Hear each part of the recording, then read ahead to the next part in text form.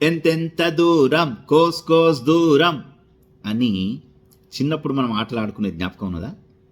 చుక్కు చుక్కు రైలు వస్తోంది అని చెప్పేసి. ఇవి బాల్యం నాటి జ్ఞాపకాలు కాదు నేను ఇప్పుడు చెప్పేది. ఎంతెంత దూరం కోస్ కోస్ దూరం ఏంది అంటే, నువ్వు నాకెంత దూరము నేను కూడా నీకు అంతే దూరం అని దాని ఉద్దేశ్యం. అక్కడ చూడు, మన 2 దవడలు ఉన్నాయి. మనం ఏమైనా నవలాలి అంటే ఒక్క దవడతోటి పని కాదు, అక్కడ 2 కలవాలి. 2 కలిస్తేనే నవలగలుగుతాం.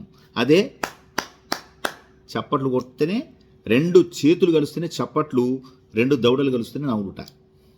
అవునా కాదా?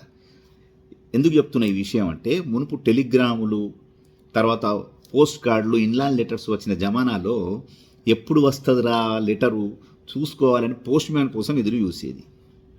ఆ తర్వాత ఏం వచ్చింది? మెయిల్స్ వచ్చినాయి. మెయిల్స్ వచ్చిన తర్వాత కూడా ఇంతో అంత కమ్యూనికేషన్ పెరిగింది. దాని తర్వాత ఏమైంది? ఇప్పుడు చరవాణి పుణ్యమాని సాంకేతిక విజ్ఞానాలు పెరిగిపోయి ప్రతి చేతిలో, ప్రతి వాళ్ళ చేతిలో అరచేతిలో చరవాణి వచ్చింది. ఈ ఫోన్లతో ఏమైంది? కమ్యూనికేషన్ మరింత పెరిగింది. దోస్తుల గ్రూపు, పాటల గ్రూపు, బంధువుల గ్రూపు, తర్వాత కుటుంబంలో కూడా అమ్మ నాన్న కొడుకు బిడ్డ నలుగురు కలిసి వాళ్ళదో గ్రూపు. ఎన్ని గ్రూపులున్నా మనసులు కలవాలి కదా. మనసులు కలవకపోతే గ్రూపులో ఏమున్నది ఉపయోగం? అయినా ఇది ఒక్కళ్ళ బాధ్యతనా? అందరిది. Given and taken. ఒక్కడే ఫోన్ చేసుకుంటూ, లేకపోతే ఒక్కళ్ళే ఎప్పుడు ఫోన్ చేస్తుంటే మిగతా వాళ్ళు ఏం సంగతి అంటే మంచిగానే ఉన్నాం, ఏముంటాయి విషయాలు, దీనికోసం కాదు కదా. సీనియర్ సిటిజన్లు 90 ఏళ్ళు అపశయ్య మీదకి ఎక్కారు, లేకపోతే కట్టె పట్టుకున్నారు, వాళ్ళకి సాంకేతిక విజ్ఞానం తెలియదు అంటే వాట్సాప్లలో లేరంటే ఓకే. అందరి దగ్గర ఫోన్లు ఉన్నప్పుడు అందరూ మాట్లాడుకోవాలి, కానీ ఎప్పుడు ఒక్కరే ఫాలో అప్ ఎలా చేస్తుంటారు?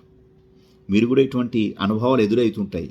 మన దోస్తులని, మన బంధువులని, మన చుట్టాలని, లేకపోతే ఎవరో మన కలీగ్స్ అని, లేకపోతే ఎవరైనా అందరినీ టచ్లో చేసుకోపోదాని ఆలోచన ఉంటే అందరూ కూడా సహకరించాలి, అందరికీ కూడా కొంచెం సమయం కేటాయించాలి. ఏమంటారు? కొంచెం ఆలోచించండి.